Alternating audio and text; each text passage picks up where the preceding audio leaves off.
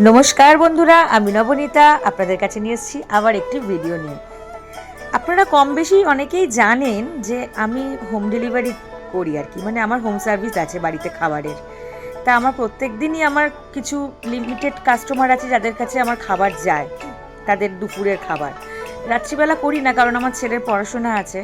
তা আজকে আমার মানে কিছু অর্ডার ছিল, সেটা হলো স্কুলের টিচারদের, তাদের পিকনিকে যাবে, তাদের আর আমার পার্মানেন্ট যারা আছে তাদের মিলিয়ে টোটাল 30 জনের মতো কড়াইশুঁটির কচুরি, কাশ্মীরি আলুর দম, মাছ, অনেক ধরনের রান্না, প্রচুর আইটেম ছিল, চিকেন পকোড়া, চাটনি, অনেক কিছু।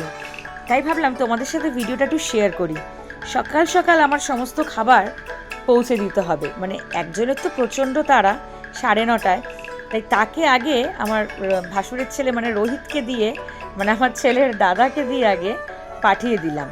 আজকে আমার হাজব্যান্ড দোকান খোলেনি বলে বাঁচোয়া, নাহলে একা হাতে আমি করতে পুরো পাগল হয়ে যেতাম। সে আজকে প্রচুর হেল্প করেছে। 9:30 সময় যে খাবারটা যাবে সে পুরোটা মানে পুরো কচুরিটা সেই ভেজেছে, আমি জাস্ট মানে বেলে দিয়েছি, পুর ভরে দিয়েছি। তরকারি আমি করেছি।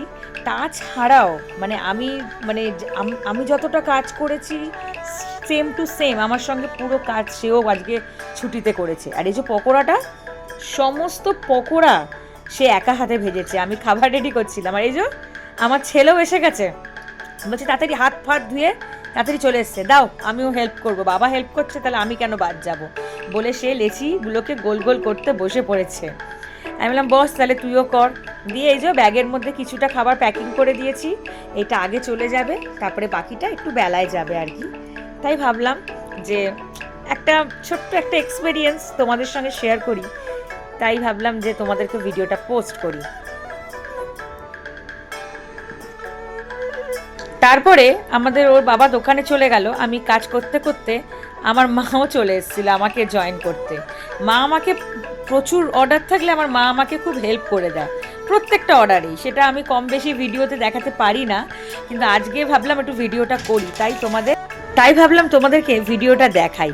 এই যে আমার পুরো রেডি, মোটামুটি অলমোস্ট কিছুটা কমপ্লিট।